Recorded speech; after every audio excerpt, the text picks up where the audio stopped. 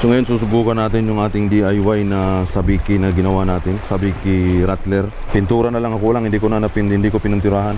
So nilagyan ko siya ng dalawang hook.